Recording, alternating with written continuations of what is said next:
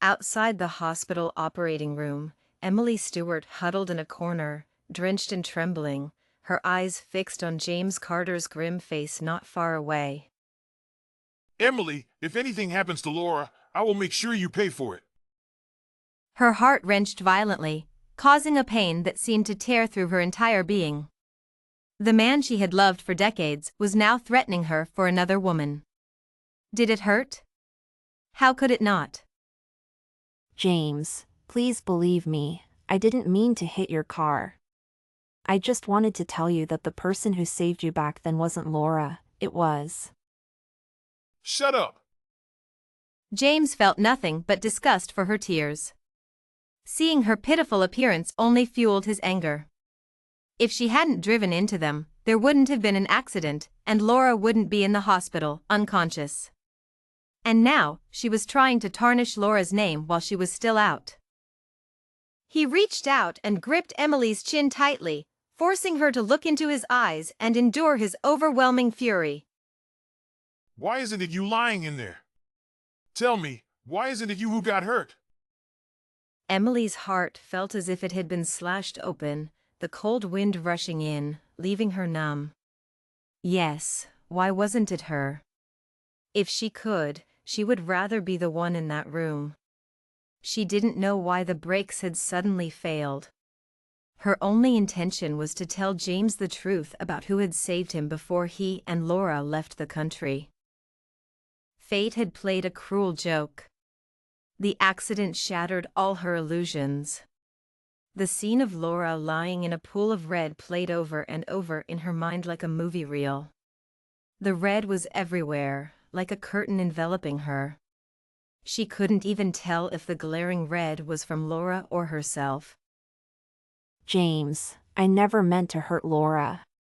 The brakes failed, I couldn't control the car. You were in the car too, how could I risk hurting you to harm Laura? In your eyes, am I really that despicable? She couldn't bring herself to say the last sentence. Knowing the answer, why humiliate herself further? The tightly closed operating room door suddenly opened, and James immediately let go of her and rushed towards Dr. Smith. How's Laura? Dr. Smith removed his mask, looking at James's icy expression, hesitating. Mr. Carter, when the patient was brought in, her brain was severely damaged. I'm afraid. Afraid of what? I'm afraid she might become unresponsive and may never wake up again. Mr. Carter, we did our best, but the patient's injuries were too severe when she arrived.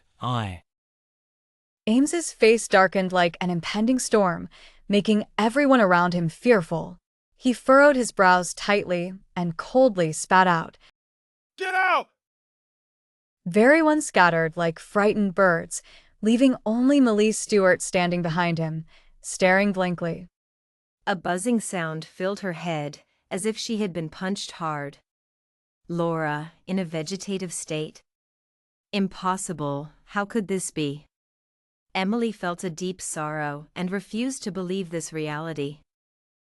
Despite Laura's usual harshness towards her and taking credit for saving James, she was still a living, breathing person with a bright future ahead.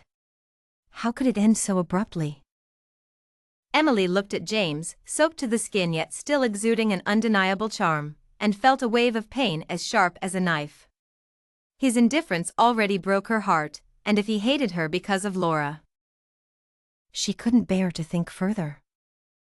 As she trembled and tried to step forward, James suddenly turned around, and with a swift motion, she was slammed against the wall. A sharp pain like needles pierced the back of her head. Before she could cry out, James's face loomed large before her, his eyes filled with deep-seated hatred. Emily Stewart! There was no hope left. James truly hated her, wishing he could end her life himself. In the days to come, I will make your life a living hell. Those words, like a branding iron, seared into Emily's heart, from the initial raw wound to the scab that formed, only to be cruelly torn open by James again and again, leaving her in unbearable pain. James went straight to the hospital room, leaving her standing in the corridor, lost and numb. Only when her legs went numb did she venture out into the pouring rain. Emily Stewart, how could I have given birth to such a wretched daughter? She hadn't even changed out of her soaked clothes when Margaret Stewart slapped her hard across the face. Her eyes sparked with anger as she stumbled back several steps, barely managing to steady herself by holding onto the doorframe. Mom. Margaret picked up a nearby cup and hurled it at her. Don't call me Mom. I don't have a daughter as malicious as you. Before she could react, another blow landed on her forehead, and she blinked, seeing red liquid trickle down. Mom, what did I do wrong for you to treat me like this? Emily clutched her forehead, looking painfully at her enraged mother. With her father long gone, Margaret had always treated her poorly, but today she was especially harsh. Emily felt lost, helpless, and in extreme pain.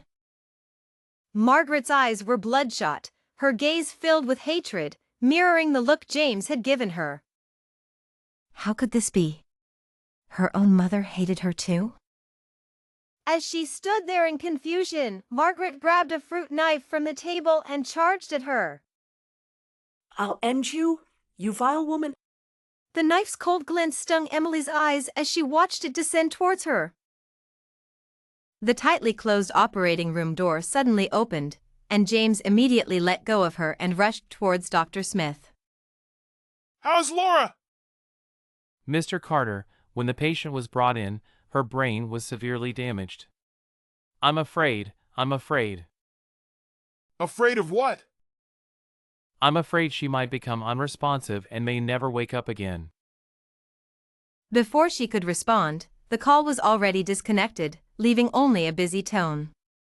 Emily Stewart was driven out by Margaret Stewart and was staying in John Stewart's rented apartment, a very remote place. Not daring to keep James waiting, she hurried out. The rain outside was still pouring incessantly. By the time she reached the hospital, her clothes were already soaked, dripping water onto the floor. In the VIP ward, James sat by the bed, holding the hand of the unconscious Laura, suppressing his inner pain. Through the blurred glass, Emily could clearly feel the anguish emanating from James. Because he loved Laura deeply, he must also hate her intensely. When she pushed the door open, she realized that James was not the only one in the room. By the wall stood Mr. and Mrs. Bennett, along with Laura's sister, Sophia Bennett. Their gazes all turned towards the door. Seeing that it was Emily at the door, their eyes instantly ignited with anger, like a raging fire roaring towards her. Emily Stewart, how dare you come here? She lowered her head, silently enduring the piercing stares, as if walking through a hail of bullets. Mr. Bennett, Mrs. Bennett, I'm sorry. As soon as she finished speaking, she knelt down in front of them with a thud. Huh? Quite the actress. Her knees hit the hard floor, the pain unbearable, but it was nothing compared to the hurt from James's cold laugh. At this point, any explanation was futile. James didn't believe her, he never did. Emily Stewart, you know how our family treated you. Why did you harm Laura? Mrs. Bennett, who seemed to have aged 10 years overnight, leaned weakly on Mr. Bennett's shoulder. If not for her good upbringing, she might have already rushed forward to tear Emily apart. Emily Stewart, you're a traitor. Our family provided for you, and in return, you made my sister like this. I will make sure you end up in prison, never to rise again. She was already as low as dirt. What chance did she have to rise again? Living with Margaret Stewart in the Bennett household, one as a maid and the other as a servant, hadn't they endured enough disdain? James stood up, his long legs bringing him in front of her. He looked down at her, like a deity looking at a humble ant. Sending her to prison would be too easy. I want to keep her by my side and make her suffer slowly. The first step of his revenge was to let her endure the Bennett family's humiliation and accusations, and this was just the beginning. No one understood James Carter better than Emily Stewart. He wouldn't stop until he achieved his goal. He wouldn't let her go. Emily moved into the Carter household, along with the comatose Laura. She lived under James's watchful eye, having to care for Laura like a nurse until she woke up. As James said, it was her duty. The luxurious decor, the intricate gardens, the elegant furnishings, this was James's home, the place she once dreamed of. But now, it was nothing more than a gilded prison to her. James rarely came home, and when he did, he was often drunk, filled with hostility, making her too scared to approach. Perhaps she was wrong from the start. She and James were from two different worlds. He was a star in the sky, untouchable, while she was just the daughter of a maid in the Bennett household. Even knowing that she was the one who saved him from the pool back then, what could it change? The wind howled outside, shaking the leaves. Emily looked at the lights outside the window, unable to sleep. Soon, she heard the roar of an engine, followed by the blinding light of car headlights reflecting off the walls. James was back. Emily Stewart suddenly sat up in bed. She quickly got out of bed, not bothering to put on a coat, and headed downstairs. It was late, and the servants had already gone to bed. Worried that he might be drunk with no one to take care of him, Emily rushed to the kitchen to get a glass of warm water just as James Carter walked in. The cold wind howled through the open door, and she shivered in her thin nightgown, goosebumps rising on her skin. James, you're back. Have some water. He was dressed in a well-tailored suit, leaning lazily on the sofa, his handsome eyes slightly narrowed, watching her without a word. The air was thick with the smell of alcohol. James, you should drink less. Smash. James's expression suddenly changed, and he slapped the glass out of her hand, shattering it on the floor. Shards of glass flew everywhere. She looked up at him in fear, not knowing what she had done to anger him again. Do you think living here makes you the lady of the house? Don't forget your place. Yes, she was just a kept servant, unworthy of caring for him. How could she forget her place? I'm sorry. Emily blinked away her tears and began to clean up the broken glass. Memories, like these shards, pierced her flesh, causing unbearable pain. Did she hate him? Emily asked herself. How could she dare to hate him when her heart was filled with love for him, leaving no room for hatred? She had loved him for 10 years, and her heart had ached for 10 years. After cleaning up the shards, her fingers were cut in several places. James looked at the blood on her slender fingers and couldn't help but frown. Playing the sympathy card? Emily Stewart, don't think you can use the tricks you use on other men on me. I didn't. Didn't what? Didn't intentionally harm Laura, or didn't have other men? Emily's heart tightened. Even though she had lived here for a while, he still saw her as the woman who tried to harm Laura, the most despicable woman. What could she explain? He wouldn't believe her. Seeing Emily's aggrieved and pitiful look, James felt inexplicably angry. He kicked over the stool beside him and headed upstairs to the bedroom. She stayed awake all night, barely holding on until dawn. When she finally fell asleep, the rain had stopped, and James was nowhere to be seen. When she went downstairs, the servants were cleaning. They glanced at Emily indifferently and continued their work. No one spoke to her here. It was James's order. He wanted her to taste loneliness, to exhaust all her hopes in endless emptiness. The air was especially fresh after the rain. Emily ignored the indifferent glances and walked through the living room to the garden. Her activities were limited, but seeing the newly bloomed flowers in the garden made her content. Emily! A voice called out from a distance, pulling her from her reverie. She looked up at the tall, handsome man before her, her eyes lighting up with surprise. Millie didn't know why John Stewart was here, but she knew this wasn't where he should be. Brother, what are you doing here? Millie stepped forward, gently tugging at his sleeve, her eyes filled with anxiety. John tenderly ruffled her hair and pulled her towards the exit. Come with me. I'll take you home. Millie's heart ached at the word home. Her mother, for the sake of someone else's daughter, wished she could disappear. How could she dare go back to that house? No, brother, I can't leave. I need to stay here and atone. Owen's face tightened. Atone for what? You did nothing wrong. Did James threaten you? Before she could explain, James's cold, low voice echoed from behind. Even if I did threaten her, what would you do about it? Hearing James's voice, Emily felt her body tense, a shiver running through her fingers, forcing her to pull her hand away from John's grasp. Brother, James didn't do anything to me. I'm staying here willingly. Please, just go. Owen's heart twisted in anguish, seeing Emily's terrified expression. How can I leave you like this? Ames sneered, his long legs striding leisurely towards Emily. What a touching sibling drama. I was only in the study for a moment, and you were already conspiring with your brother.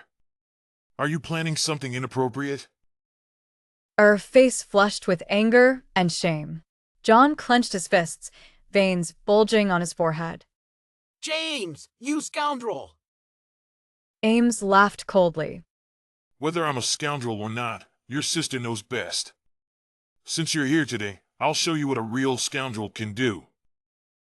At that, he grabbed Emily's wrist and dragged her towards the room. John tried to intervene but was surrounded by bodyguards who appeared out of nowhere. James, what are you doing? Ames held Emily tightly, sneering. What do you think a man can do to a woman that's the most despicable? Without waiting for a response, he dragged her upstairs. He was tall and walked quickly, forcing Emily to stumble along behind him. Only when the door closed and he threw her onto the bed did she realize what he meant by the most despicable act. Emily bit her lip, silent, letting her tears flow down her cheeks. The tears fell into James's mouth, tasting bitter. He frowned, got off the bed, threw on his coat, and slammed the door as he left. The room returned to silence, but the pain in her heart remained. She once thought meeting James was the luckiest thing in her life. Now, she didn't know if it was luck or misfortune. The clock struck 7, signaling it was time to clean Laura's body again. Exhausted, Emily reluctantly got out of bed. A soft orange light glowed by the bedside, and Laura lay there as if merely asleep.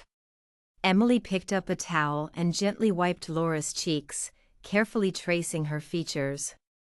This was the woman James deeply loved, someone she could never compare to.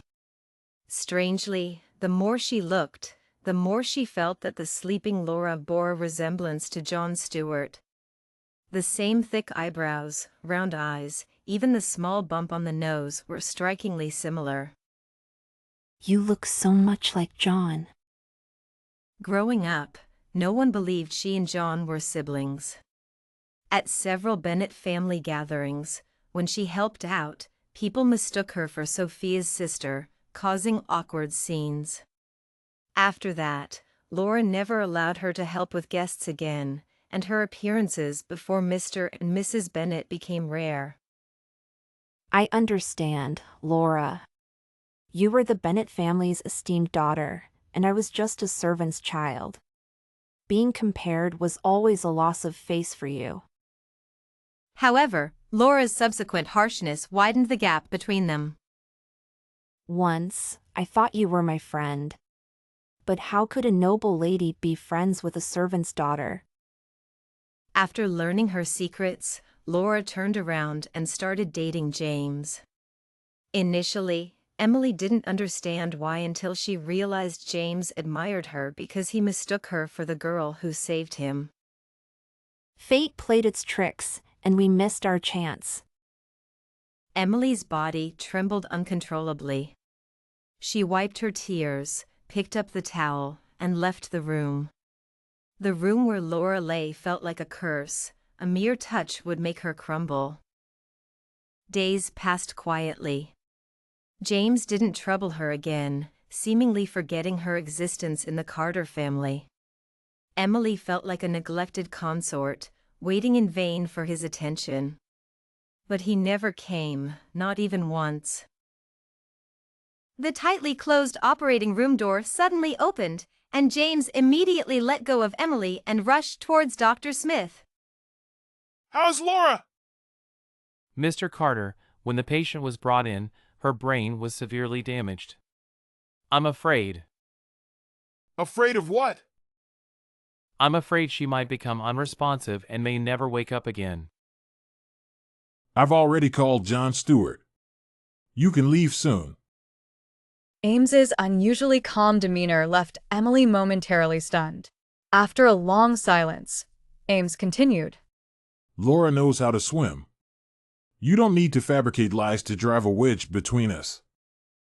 Emily thought she would be angry, would break down, but now she felt only calm. Since you choose to believe her, I have nothing more to say. James, you can finally let yourself go.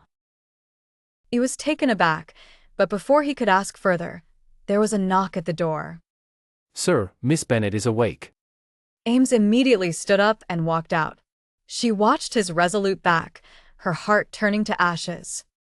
There is no greater sorrow than a heart that has died. She could finally give up on James completely. When John Stewart came to pick her up, James was still in Laura's room. Emily didn't linger and walked straight out. The car slowly drove out of the Carter estate's gates, and she didn't dare to look back. Even though she had completely given up, she couldn't deny that deep down, she still loved James. If she looked back, she feared she would cry, and worse, beg James not to let her go. Inside the Carter mansion, James stood on the balcony, watching the black car fade into the distance until it completely disappeared from view. He felt a strange emptiness, a sense of discomfort. It wasn't because he had feelings for Emily, but because he was used to having her around in the Carter household. He recalled her indifferent expression when she said, "You can finally let yourself go." For some reason, those words made his heart ache. His sudden sound of footsteps pulled him back to reality. Sir, I've investigated the matter you asked about. He remained expressionless. Speak. His assistant respectfully handed over the documents. Miss Bennett is indeed not the biological daughter of the Bennett family. Through DNA comparison, we discovered that the real eldest daughter of the Bennett family is Emily Stewart. Ames was stunned, furrowing his brows. What exactly happened? His assistant continued. Margaret Stewart has been a servant in the Bennett household for over 20 years. When Mrs. Bennett was pregnant, Margaret was also expecting. Coincidentally, they gave birth on the same day. Out of consideration for Margaret's difficult situation as a single mother, the Bennett family arranged for her to deliver at the same hospital. Unexpectedly, Margaret swapped the babies to ensure her daughter would enjoy a life of luxury. So that's how it was. James finally understood. No wonder over the years, Margaret had treated the Bennett family's daughter exceptionally well, while being overly harsh on her own. The last time at the hospital, she had lashed out at Emily, blaming her for Laura's accident and directing all her resentment towards her. Or the first time, James felt uncertain. In the cutthroat business world, no matter the size of the project, he had never hesitated like this. Emily's life should have been 1,000 times better, but due to Margaret's selfishness, she ended up in her current predicament. But what about Laura? If she knew the truth, could she bear the blow in her current state? He reminded himself repeatedly that the one he loved was Laura. Now that she had finally regained consciousness, he shouldn't think about that malicious woman anymore. Ames felt extremely agitated. He threw the documents in his hand to his assistant and pulled out his phone from his pocket. I need to talk to Emily face to face. He had never dialed Emily's number before. After finally finding it and dialing, all he heard was a busy tone. She turned off her phone? Unwilling to give up, James dialed again and again, but the response was always the same. The number you have dialed is currently unavailable. Please try again later. Ames thought about Emily being taken away by Owen Stewart. They had clearly realized they were not biological siblings. He remembered Owen's unfinished words at the hospital. He actually likes Emily. Thinking of this, James felt even more anxious, and the image of them walking hand in hand out of the villa made his anger flare. Claiming to love me, yet turning around and holding another man's hand to leave. Was this woman playing hard to get? James angrily smashed his phone and was about to instruct his assistant to prepare the car when he saw Laura standing pitifully by the door in a thin dress. Why are you up? It's cold outside. He took off his coat and draped it over Laura's shoulders, then held her hand and led her inside. Laura leaned her whole body against his shoulder, her voice filled with grievance. James, have you fallen for someone else? Ames's body stiffened. What nonsense are you talking about? Who's been gossiping around you? I'll have them thrown out immediately. Aura bit her lip. The more he explained, the more frightened she felt. She had overheard the servants gossiping. She hadn't expected Emily to have such an influence, making James waver. James, I did everything for you. She had gone to great lengths to replace the person in James's heart, even learning to swim despite her fear of water, just to avoid revealing any flaws in front of him. But even so, she remained wary of Emily. Emily was so perfect, not only winning the affection of Mr. and Mrs. Bennett but also earning James's admiration. Jealousy is a flame that can consume everything. Although Emily was her friend, Laura was insanely jealous of her. Especially after learning that their identities had been mistakenly swapped, she became even more fearful. Fearful that one day everyone would know the truth, fearful that Emily would take everything that originally belonged to her. So, only if Emily disappeared from this world would everything end. It was she who tampered with Emily's brakes, instructing her to fetch her dress before she and James left. The Bennetts' villa was on a mountain, and it was raining heavily that day. The mountain road was treacherous, and she was bound to have an accident. As long as she fell off the cliff, everything would belong to Laura, and no one could take it away. But she hadn't expected Emily to find out that she had replaced her in James's heart, causing her to leave earlier than planned. This resulted in Emily being in a coma for so long.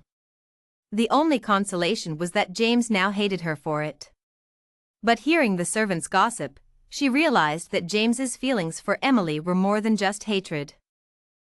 Why couldn't she just disappear completely from my sight?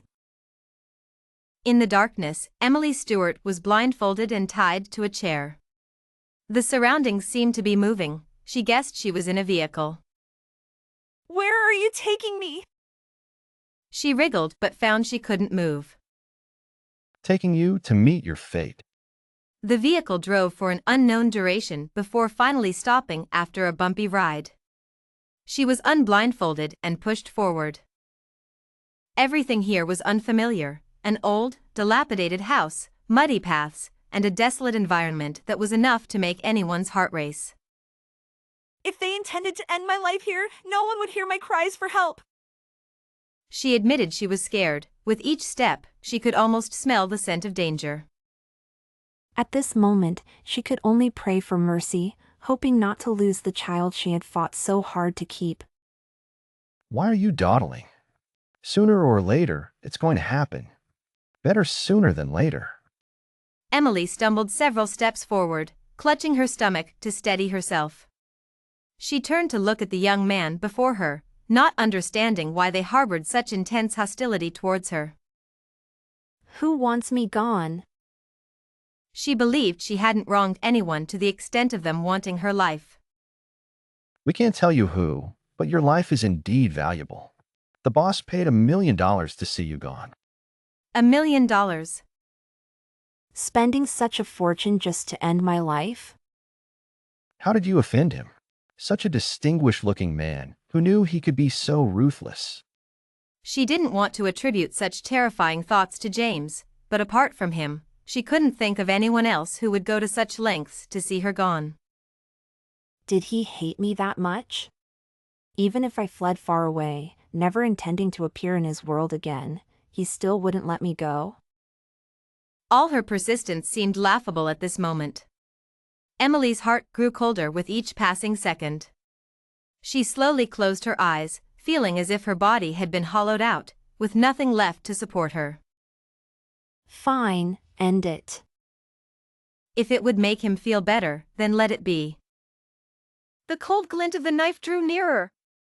She bit her lip, her body trembling uncontrollably. Just as the knife was about to strike, she suddenly heard the sound of it dropping to the ground. Emily Stewart. She looked up abruptly, and the face that appeared before her made her take a step back. The man with perfect features, the man who carried storms with him, the man who caused her sleepless nights and heartache. James Carter, why was he here? Why did he appear before her? A large number of bodyguards had appeared around her at some point, and the people who had taken her were already being led away, leaving the room quiet with just the two of them. After half a year, 183 days, she saw the man who haunted her dreams again. She was completely stunned, and before she could react, James suddenly stepped forward and cupped her face, kissing her fiercely.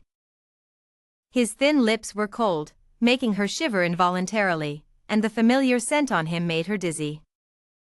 James's kiss was domineering and lingering, as if he wanted to crush her into his body, his tongue ravaging her mouth, occupying every inch.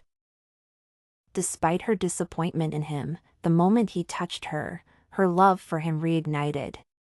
Emily Stewart, you're really pathetic. She suddenly came to her senses and bit James's lip, using all her strength to push him away. Don't touch me! Not expecting Emily to bite him, James stepped back abruptly, covering his lip, his eyes filled with anger. You dare to bite me! His gaze swept over her face and landed on her swollen belly. You're pregnant? Emily protectively covered her stomach, glaring at him defensively. What does my pregnancy have to do with you? Of course, it had nothing to do with him because she was carrying John Stewart's child. James's fury was like a wildfire in the wilderness, roaring with the wind, coming at her fiercely. Whose child is it? Tell me, whose child is it? She was shaken until she felt dizzy, her stomach aching sharply, but she stubbornly looked up at him. Don't you know? It's John Stewart's. Because she knew James so well, she used this method to retaliate against him. Even if he didn't love her, he couldn't tolerate someone who once loved him carrying another man's child. To him, it was undoubtedly a humiliation. Emily looked at James, whose eyes were bloodshot and filled with pain, and her heart ached. He seemed thinner, his already defined jawline even more pronounced, his exquisite features making him look like a perfect sculpture. It was this face that she had loved with all her heart for over a decade, only to be left with scars. Her shoulders hurt from his grip, her chest felt like it couldn't breathe, but she didn't make a sound. For a moment, she even thought maliciously, let him keep shaking her, as long as he harmed this child, she would tell him that the child was actually his. What would it feel like to harm your own child? The Carter mansion was brightly lit that night. Looking at Emily Stewart, who was asleep on the bed, James could no longer discern his feelings for her. A soft knock came from the door. James got up and walked out. Have you found out who sent those people? The assistant shook his head helplessly. These people have been trained very strictly. No matter what methods we use, they refuse to speak. Ames frowned. Then keep questioning them until they talk. The assistant nodded and retreated. James punched the doorframe, his knuckles cracking loudly. Who would want to harm Emily Stewart, using such dangerous methods? James. A gentle voice called from behind. He collected himself and turned around, looking at the person in front of him. Why aren't you asleep yet? Since Laura woke up, she had been staying at the Carter residence. Although it was somewhat improper to live together before marriage, Laura insisted, and James complied with her wishes. In the entire city, everyone knew about their relationship, so there was no need to avoid suspicion. I can't sleep. Will you sleep with me? Ames frowned slightly and withdrew his hand.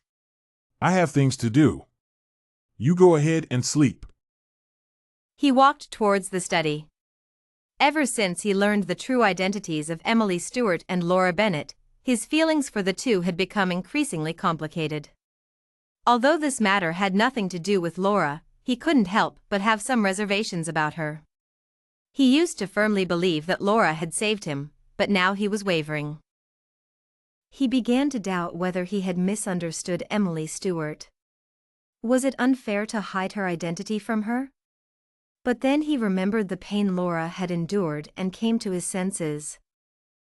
Watching James's cold figure leave, Laura almost lost control and wanted to rush into the nearby room to confront Emily Stewart. Her nails dug deeply into her flesh, but the physical pain was nothing compared to the humiliation Emily had caused her. She couldn't believe she had failed to eliminate her. To make her disappear forever, she had spent a fortune and even had those hitmen disguise themselves as if they were sent by James. But it had all gone wrong. Fortunately, those people kept their mouths shut and didn't expose her, otherwise, the consequences would have been unimaginable. However, this was not a long-term solution. Those people were like ticking time bombs, ready to destroy her at any moment.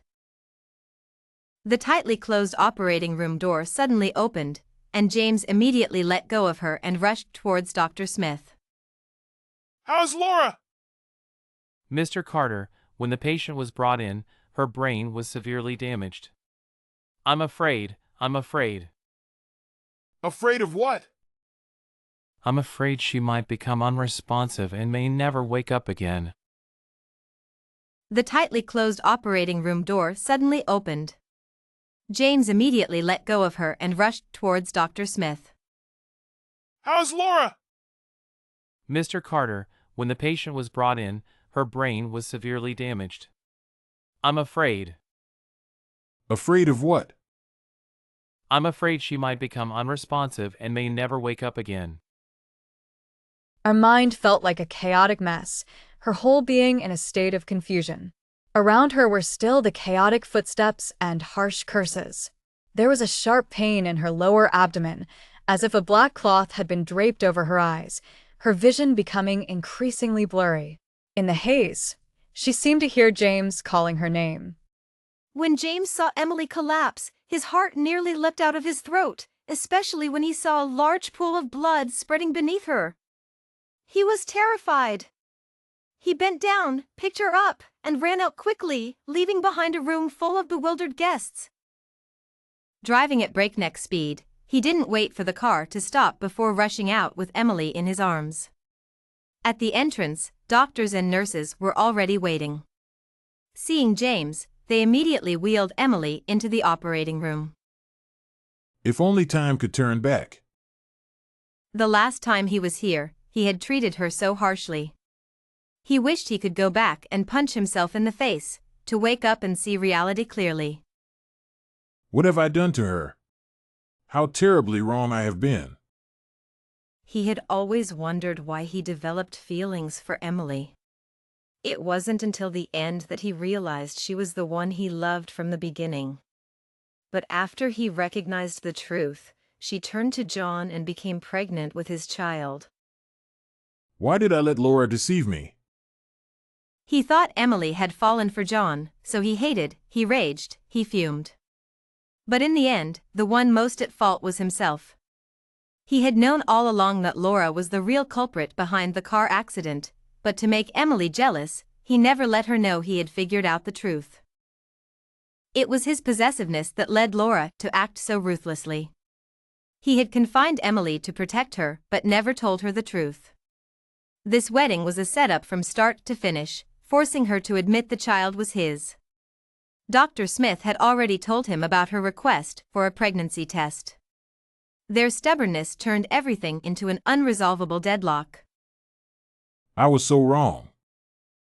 Seeing Emily on the brink of death, he wished it were him instead. People came and went in the corridor, but James sat there motionless, like a puppet. After a long time, he finally heard the faint cry of a baby from inside.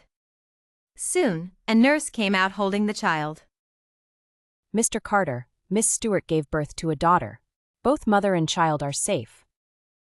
And the day Emily Stewart was discharged, James Carter drove to pick her up. When he arrived at the hospital, John Stewart was there too, holding a child. Emily looked at him and the child, her smile radiant. It had been so long since James had seen her smile like that. There was a time when she would smile at him like that, but he had humiliated her repeatedly until she didn't dare to smile anymore. Despite his jealousy, he couldn't help but linger by the window, watching her smile. It wasn't until his assistant reminded him that he snapped back to reality. The people inside the room heard the commotion outside and turned their eyes towards the window. When they saw James standing there, Emily's smile instantly vanished. Feeling a pang of disappointment, he walked in with a stoic expression.